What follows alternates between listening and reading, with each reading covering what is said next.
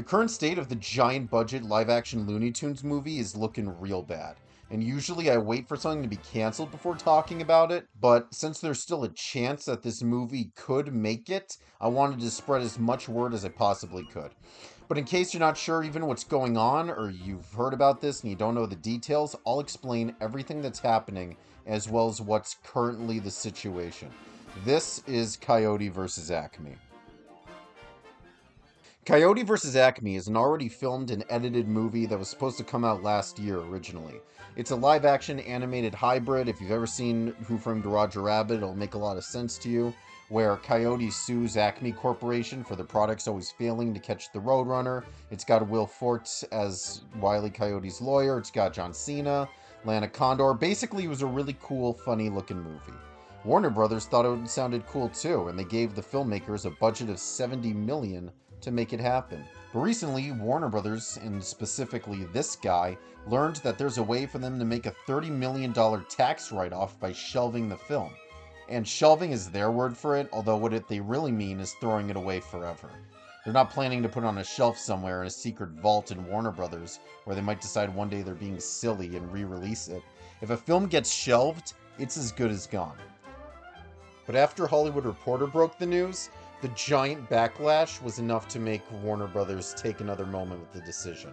Oh, they still got rid of Batgirl for good, but Coyote v. Acme's huge outcry, as well as its much more positive test screenings than Batgirl, was enough to make them take another moment with the decision.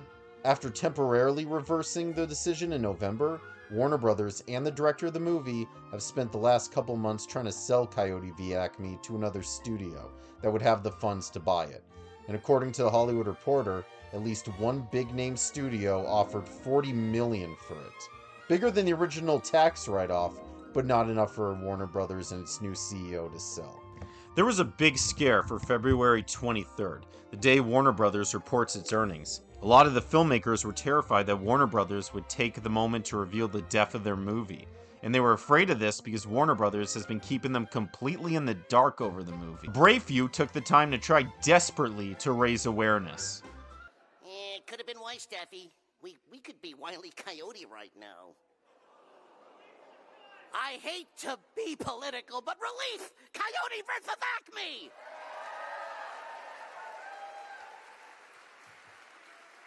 And, now that that's over, and by that I mean my career... But February 23rd came and went, and they didn't even mention the movie at all. As has been the case for months now, they really don't like talking about the situation. It's also worth noting that the CEO is not the one who originally greenlit Coyote vs. Acme. That was the previous regime in Warner Brothers that this guy doesn't think very highly of. But Zaslav not even mentioning the movie isn't as good news as you might think. Like, sure, he didn't announce its cancellation, but the earnings report showed he didn't sell it to anyone either. Some people think the film's already been canceled and Warner Brothers isn't saying anything about it because they're just waiting for everyone to forget about it. Whether that's true, only time will tell, but the lack of attention is really starting to not look good. People are also a little bit scared right now because part of the earnings filing was a $115 million newly disclosed write-down cost. And if that's not the movie, what the hell else would that be? Some people think this whole thing is a giant elaborate ad for the movie, but not only does that sound like heavy copium, although if it is, it certainly is a weird one, since they canceled this movie already, and anyone who knows about Superman Lives knows they're not exactly above doing this. I'm not saying for sure that this project is over, but unless something radical happens in the next few days, I'm sorry, but this train is probably over. But that doesn't make the people who have risked their careers to try to save it any less brave.